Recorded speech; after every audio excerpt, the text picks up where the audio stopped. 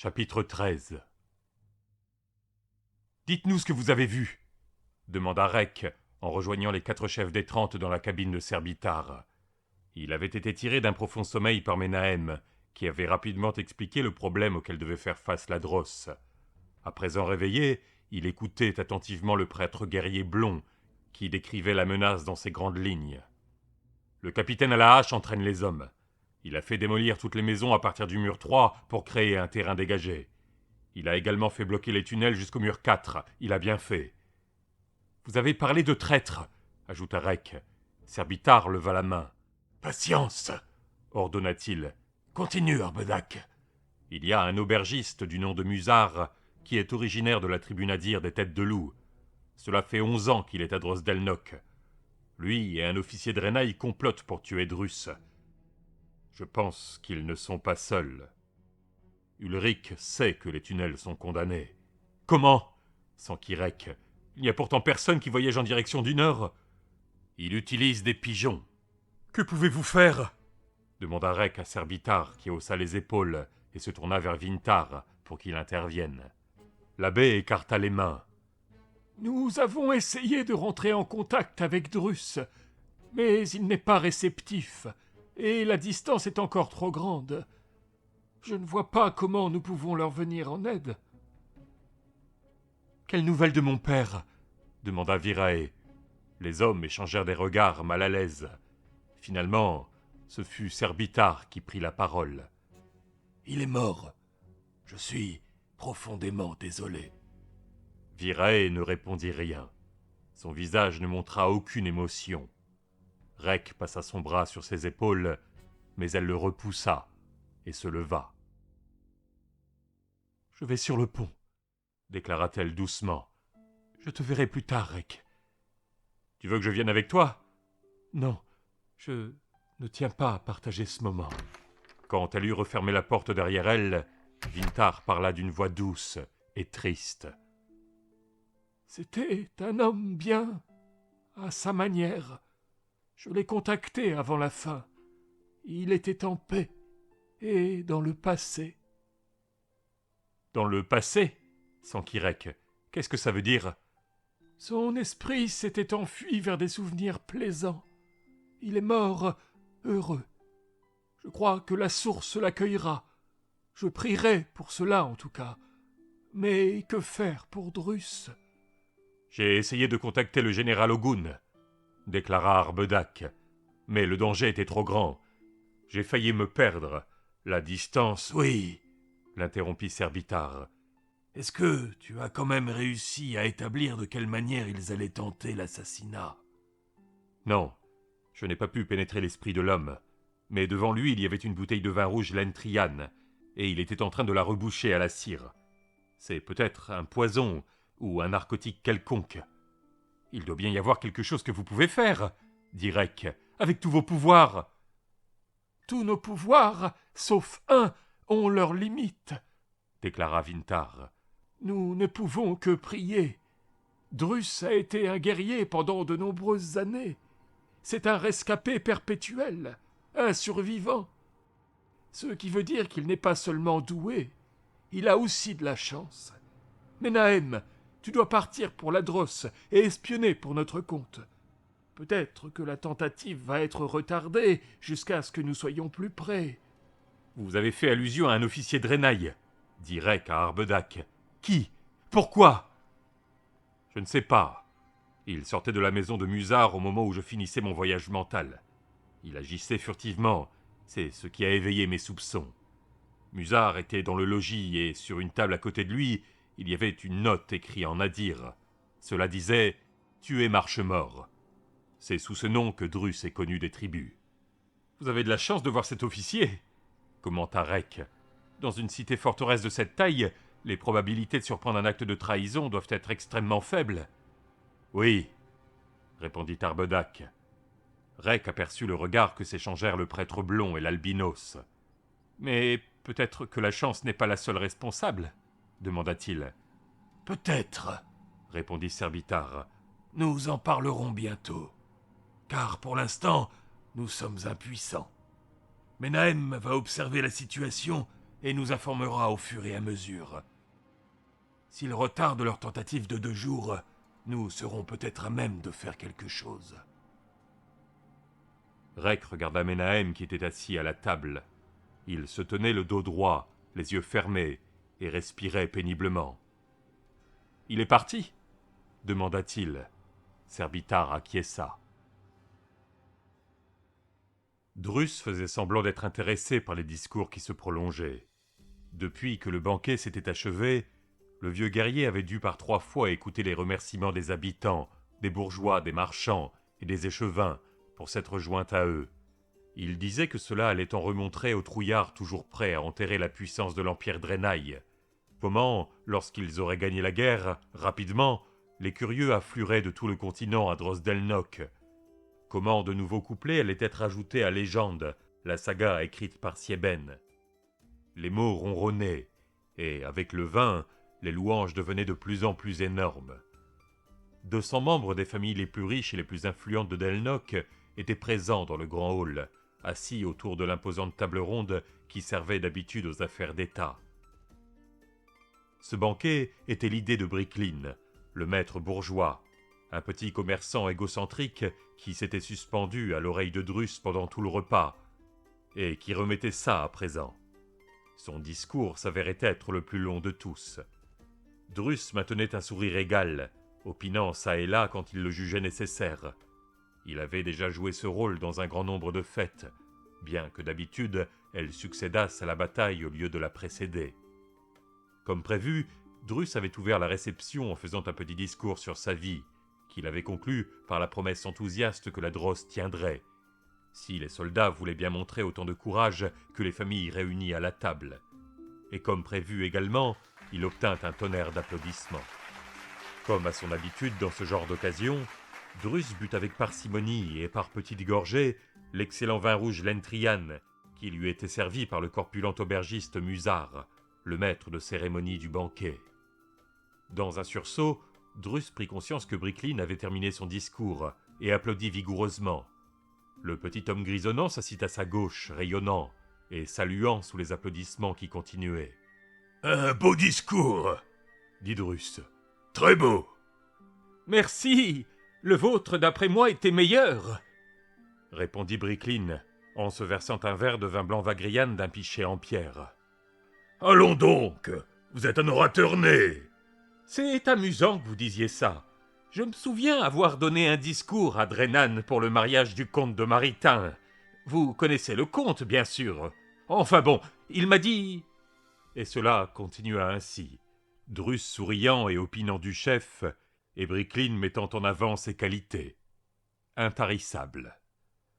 Vers minuit, le plus vieux serviteur de Delnar, Archin, approcha Drus comme convenu, et annonça, suffisamment fort pour que Bricklin puisse entendre, que la présence du capitaine était requise sur le mur 3 pour superviser un nouveau détachement d'archers et leur positionnement. Il était temps. Pendant toute la soirée, Drus n'avait pas bu plus d'un petit gobelet de vin. Pourtant, la tête lui tournait, et ses jambes flageolaient alors qu'il essayait de se lever. Il s'excusa auprès du gros bourgeois, salua l'assemblée et sortit de la pièce. Une fois à l'extérieur, dans le corridor, il s'arrêta pour s'adosser à un pilier. « Vous allez bien, monsieur ?» demanda Archin. « Le vin était mauvais, » marmonna Drus. « Il m'a davantage attaqué l'estomac qu'un petit déjeuner Ventrian. »« Vous feriez mieux de vous coucher, monsieur. J'enverrai un message à Don Mendar pour qu'il vienne vous voir dans votre chambre. »« Mendar ? Et pourquoi diable voudrait-il me voir ? » ?»« Je suis désolé, monsieur. Je ne pouvais pas vous le dire dans le hall, comme vous m'aviez donné des consignes sur ce que je devais vous dire en arrivant. Mais Don Mendar vous demande de lui accorder un moment. Il m'a dit qu'il avait un grave problème. » Drus se frotta les yeux et inspira fortement plusieurs fois. Il sentait que son estomac était mal en point. Il caressa l'idée d'envoyer Archin l'expliquer au jeune officier du groupe Karnak, mais réalisa aussitôt que le bruit pourrait se répandre qu'il était malade. Ou pire, qu'il ne tenait pas le vin. « Peut-être qu'un peu d'air me fera du bien. Où est-il ? » « Il m'a dit qu'il vous retrouverait à l'auberge dans l'allée de la Licorne. Tournez à droite en sortant de la forteresse et allez tout droit jusqu'à ce que vous atteigniez la première place du marché. Et puis, une fois arrivé au meunier, tournez à gauche. Traversez les arcades du boulanger jusqu'à ce que vous arriviez à la hauteur de l'armurier. Là, tournez à droite. C'est l'allée de la licorne et l'auberge est à l'autre bout. Drus demanda à l'homme de répéter les indications, se força à quitter le mur et partit en titubant dans la nuit. Les étoiles brillaient dans le ciel clair. Il aspira un peu d'air frais et crut que son estomac allait se retourner. « Quelle poisse !» lâcha-t-il avec colère. Il trouva un endroit reculé, hors de vue de la forteresse et loin des gardes, et se fit vomir. Une sueur froide couvrait son front, et sa tête lui fit mal lorsqu'il essaya de se redresser. Mais au moins son estomac avait l'air d'aller mieux. Il se dirigea vers la première place, repéra la boutique du meunier et tourna à gauche. Il pouvait déjà sentir l'odeur du pain qui venait des fours des arcades du boulanger. Cette odeur lui souleva de nouveau le cœur. Furieux de son état, il donna un grand coup de poing dans la première porte qu'il trouva. Un boulanger, petit et gros, avec un tablier blanc, ouvrit la porte et le regarda nerveusement. « Oui » dit-il. « Je suis Drus. Est-ce que vous avez déjà un pain de prêt ?»« Il est à peine minuit passé. Il me reste du pain d'hier, mais si vous attendez un tout petit peu, je vous en donnerai du frais. Qu'est-ce qui ne va pas? Vous êtes tout vert ?»« Contentez-vous de me donner du pain. Et vite !» Drus se cramponna d'une main à l'encadrement de la porte et se redressa. « Nom d'un chien! Mais qu'avait donc ce vin? Ou peut-être était-ce la nourriture? Il ne supportait pas la cuisine trop riche. Il avait passé trop d'années à ne manger que de la viande séchée et des légumes. Son corps ne supportait rien d'autre, mais tout de même, il n'avait jamais réagi aussi violemment. » L'homme revint en courant dans son petit couloir, avec dans les mains un morceau de pain noir et une petite fiole. « Buvez ça, » dit-il. « J'ai un ulcère et Calvarsine m'a dit qu'il n'y avait pas plus rapide pour me soulager l'estomac. » Reconnaissant, Drus avala d'un trait le contenu de la fiole. Il avait un goût de charbon. Puis il rompit un grand morceau de pain et se laissa glisser au sol, le dos contre la porte. Son estomac protestait, mais il serra les dents et acheva de le manger. Au bout de quelques minutes, il retrouva ses forces. Sa tête lui faisait un mal de chien, et il avait la vue trouble. Mais ses jambes allaient mieux, et il avait retrouvé suffisamment de force pour donner le change le temps d'une petite discussion avec Mendar. « Tous mes remerciements, boulanger. Je te dois combien ?» Le boulanger était sur le point de réclamer 2 pièces de cuivre, mais il s'aperçut à temps que le vieil homme n'avait ni poche visible ni bourse. Il soupira et répondit ce qu'on attendait de lui. « Vous n'avez pas besoin d'argent, Drus, évidemment. »« C'est sympathique de ta part, » rétorqua Drus. « Vous devriez retourner dans vos quartiers, » dit le boulanger, « et passer une bonne nuit de sommeil. » Il fut sur le point d'ajouter que Drus n'était plus un jeune homme, mais se ravisa. « Pas tout de suite. Je dois voir un de mes officiers. »« Ah, Mendar » déclara le boulanger en souriant. « Comment le sais-tu ?»« Je l'ai vu il y a pas 20 minutes avec 3 ou 4 autres gars se diriger vers la licorne. On ne voit pas beaucoup d'officiers par ici à cette heure. La licorne est un bar à soldats. »« Ah oui. Eh bien, merci encore. » Drus resta quelques instants sur le pas de la porte, après que le boulanger fut retourné à ses fourneaux. Si Mendar était en compagnie de 3 ou 4 autres personnes, c'est qu'il espérait qu'ils viennent boire un verre avec eux. Il se racla le cerveau pour trouver une excuse pour refuser. Incapable d'en trouver une assez convaincante, il jura et traversa les arcades. À présent, tout n'était plus que ténèbres et silence. D'habitude, le silence lui tapait sur les nerfs, mais là, il avait trop mal au crâne pour s'en préoccuper. Au loin, il pouvait voir l'enseigne en forme d'enclume de l'armurier qui brillait dans le clair de lune. Il s'arrêta de nouveau, clignant des yeux, comme l'enseigne devenait floue et difforme. Il secoua la tête. « Le silence. Qu'est-ce qu'il avait, ce sacré silence ?»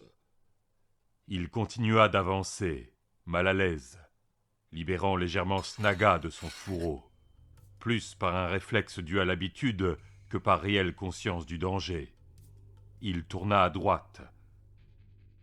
Quelque chose siffla dans l'air. Une lumière explosa devant ses yeux lorsque le gourdin l'atteignit. Il tomba lourdement et roula dans la poussière tandis qu'une silhouette sombre bondissait en avant. Snaga siffla à son tour, tranchant la cuisse de l'homme, brisant l'os qui se cassa en plusieurs morceaux. L'assassin hurla. Drus se releva en tanguant alors que d'autres silhouettes sortaient de l'ombre. Sa vision était trouble, mais il arrivait quand même à discerner l'éclat de l'acier dans le clair de lune. Il poussa un cri de guerre et bondit en avant. Une épée décrivit un arc de cercle dans sa direction, mais il l'écarta d'un coup et plongea sa hache dans le crâne de l'épéiste, tout en donnant un coup de pied à un autre assaillant. Une lame déchira sa chemise et lui entailla la poitrine. Il balança Snaga et se retourna pour affronter le troisième homme. C'était Mendar. Drus se déplaça de côté, les bras tendus à la manière d'un lutteur. Le jeune officier avançait, l'épée à la main, sûr de lui. Drus jeta un coup d'œil au deuxième. Il était allongé par terre, gémissant, et ses doigts tentaient désespérément de retirer la hache de son ventre. Drus s'en voulait. Il n'aurait jamais dû balancer la hache. Il mit ça sur le compte de la migraine et de la maladie. Et maintenant Mendar faisait des sauts et donnait des coups d'épée. Drus dut faire un bond en arrière pour éviter la lame en acier qui siffla à quelques centimètres à peine de son cou. « Tu ne pourras pas reculer éternellement, vieil homme !» dit Mendar en souriant. « Pourquoi fais-tu ça ?» demanda Drus. « On essaie de gagner du temps ? Désolé, tu ne comprendrais pas. » Une fois de plus, il sauta et donna un coup de taille.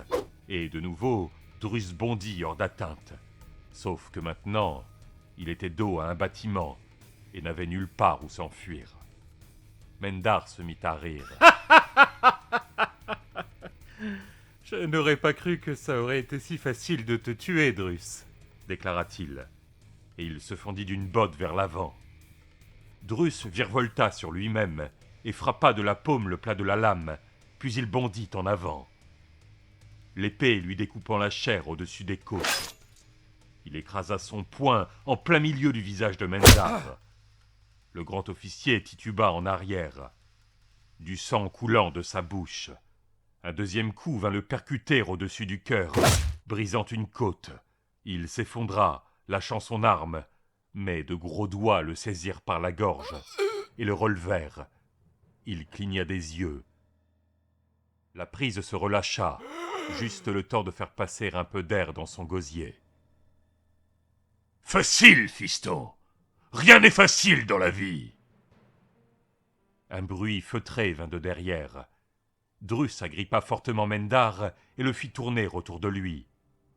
Une hache à deux lames se logea dans l'épaule de l'officier, jusqu'à la cage thoracique. Drus jeta le corps et chargea à l'épaule l'assassin qui se débattait pour extraire l'arme. Il fut projeté en arrière.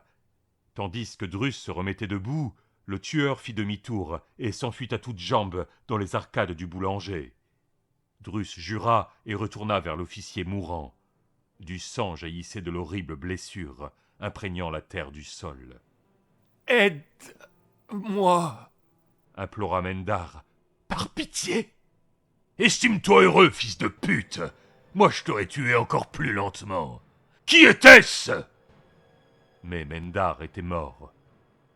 Drus retira Snaga du corps de l'autre assassin et chercha l'homme qu'il avait blessé aux jambes. En suivant des traces de sang jusque dans une allée étroite, il le trouva allongé contre un mur, une dague enfoncée dans le cœur jusqu'à la garde, ses doigts toujours crispés sur le manche. Drus se frotta les yeux et sa main devint toute poisseuse. Il toucha sa tempe du bout des doigts. Il avait une bosse de la taille d'un œuf, ce qui le fit jurer une fois de plus. « Est-ce que tout était devenu compliqué dans ce monde ?» De son temps, une bataille était une bataille, armée contre armée. « Ressaisis-toi !» se dit-il. « Il y a toujours eu des traîtres, des assassins. » C'est juste qu'il n'en avait jamais été la cible jusqu'alors. Tout à coup, il se mit à rire en repensant au silence. L'auberge était vide. Il aurait dû se rendre compte du danger en arrivant dans l'allée de la Licorne. Pourquoi 5 hommes l'attendaient-ils après minuit dans une allée déserte? « Espèce de vieux fou !» se dit-il. « Tu es en train de devenir sénile !» Musard était assis tout seul dans son loft. Il écoutait les pigeons s'ébouriffer les ailes pour saluer la nouvelle aube. Il était calme à présent, presque tranquille. Et ses grosses mains ne tremblaient plus. Il marcha jusqu'à la fenêtre et s'inclina bien au-delà du rebord pour contempler le nord. Une des ambitions qui le consumaient était de voir un jour Ulrich pénétrer dans Drosdelnock pour continuer sa progression vers le sud et voir enfin l'avènement tant attendu de l'Empire Nadir. À l'heure actuelle, sa femme Drenaï et son fils de 8 ans étaient étendus en dessous. Alors qu'il savourait sa dernière aube, il dormait d'un sommeil qui les emmenait progressivement vers la mort. Cela avait été très dur de les voir boire leur boisson empoisonnée. Très dur d'écouter sa femme planifier plaisamment ses projets du lendemain. Quand son fils lui avait demandé s'il pourrait aller chevaucher avec le fils de Brentar, il lui avait donné la permission. Il aurait dû suivre son premier instinct et empoisonner le vieux guerrier, mais Dunmendar l'avait convaincu de faire autrement. La suspicion serait retombée automatiquement sur le maître de cérémonie. Cette manière-là était plus sûre. C'est ce que Mendar avait promis. Droguons-le et tuons-le dans une allée sombre. Si simple. Comment est-ce que quelqu'un d'aussi vieux pouvait se déplacer aussi vite? Musard avait le sentiment qu'il pouvait s'en sortir. Il se doutait que Druss ne pourrait jamais le reconnaître comme 5e assassin, car son visage était à moitié caché par une écharpe. Mais les risques étaient trop grands. C'est ce qu'affirmait Surip, son seigneur Nadir. Le dernier message l'avait félicité pour son travail ces 12 dernières années, et se concluait par « Que la paix soit sur toi, mon frère, et sur ta famille. » Musard remplit une grande bassine d'eau chaude avec une bouilloire de bronze. Puis il prit une dague sur une étagère au fond du loft et l'aiguisa sur une pierre. Trop grands les risques? Et comment? Musard savait que les Nadirs avaient un autre agent à Delnock, quelqu'un de plus haut placé que lui. Il ne devait être compromis à aucun prix. Il plongea son bras gauche dans la bassine, puis, tenant fermement la dague de sa main droite, il se trancha les veines du poignet. L'eau changea de couleur. Quel idiot il avait été de se marier, pensa-t-il, des larmes au coin des yeux. Mais elle avait été si jolie. Ogun et Elikas observaient les hommes de la Légion enlever les cadavres des assassins. Des spectateurs regardaient depuis leurs fenêtres, posant des questions, mais les légionnaires les ignorèrent. Elikas tira sur le petit anneau qui pendait à son oreille, tandis que Lébus, le pisteur, retraçait les étapes de l'escarmouche. Elikas avait toujours été fasciné par ses talents. Sur une piste, Lébus pouvait dire le sexe des chevaux, l'âge des cavaliers, et attiser les conversations autour du feu de camp. C'était une science qu'il ne comprenait pas. Le vieil homme est arrivé dans l'allée, par là. Le premier attaquant était posté ici, dans l'ombre. Il l'a frappé, et Druss est tombé. Il s'est vite relevé. Vous voyez le sang, là? Une hache est passée à travers sa cuisse, et puis il a chargé les 3 autres. Mais il a certainement jeté sa hache, parce qu'il a reculé jusqu'au mur. « Comment a-t-il réussi à tuer Mendar ?» demanda Ogun, à qui Druss l'avait déjà raconté, mais lui aussi appréciait le talent de Lébus. « Ça m'a intrigué aussi, monsieur, » répondit le pisteur. « Mais je crois que j'ai la solution. Un 5e attaquant est resté en arrière au début du combat. Des traces suggèrent que Druss et Mendar ont arrêté de se battre un moment, et qu'ils se tenaient près l'un de l'autre. C'est à ce moment-là que le 5e a surgi. Vous voyez l'empreinte de talon ici? C'est celle de Druss. Vous voyez comme elle est profonde et circulaire? Je dirais qu'il a fait tournoyer Mendar pour arrêter l'attaque du 5e. Bon travail, Lébus, dit Ogun. Mes hommes disent que tu pourrais pister un oiseau en plein ciel, et je le crois. Lébus fit une révérence et s'en alla. Je commence à croire que Drus sait bien tout ce qu'on dit de lui, déclara Elikas. C'est à peine croyable. C'est vrai, commenta Ogun. Mais c'est inquiétant. Qu'une armée de la taille de celle d'Ulric nous attaque, c'est une chose. Qu'il y ait des traîtres dans Delnoch, c'en est une autre. Et en ce qui concerne Mendar, c'est presque incroyable. C'est un fils de bonne famille, si j'ai bien compris. J'ai fait courir le bruit que Mendar était venu en aide à Drus, contre des nadirs infiltrés. Ça peut marcher. Tout le monde n'a pas le talent de Lébus, et de toute façon, le sol aura été largement piétiné avant la fin de la matinée. Bonne idée, l'histoire de Mendar, dit Ogun. Mais ça se saura quand même. Comment va le vieil homme demanda Elikas. 10 points de suture aux côtés et 4 à la tête. Il dormait quand je l'ai quitté. Calvarcine dit que c'est un miracle que son crâne n'ait pas explosé. Est-ce qu'il arbitrera quand même le tournoi d'épée s'enquit le plus jeune. Ogun leva à peine un sourcil. Évidemment, j'aurais dû m'en douter. C'est dommage. Pourquoi l'interrogea Ogun. Parce que s'il n'avait pas été l'arbitre, c'est toi qui l'aurais été. Et je n'aurais pas eu le plaisir de te battre. Ha ha ha, petit insolent, fit Ogun en riant. Le jour où tu briseras ma garde, même avec une épée en bois, n'est pas encore venu. Il y a un début à tout, et tu ne rajeunis pas, Ogun. C'est vrai, tu dois avoir plus de 30 ans. Déjà un pied dans la tombe. Nous verrons. Un petit pari, peut-être. Une grosse bouteille de vin rouge proposa Elikas. Top là, mon gars. Rien n'est plus doux qu'un petit vin payé par quelqu'un d'autre. Comme je m'en apercevrai sans doute ce soir, rétorqua Elikas.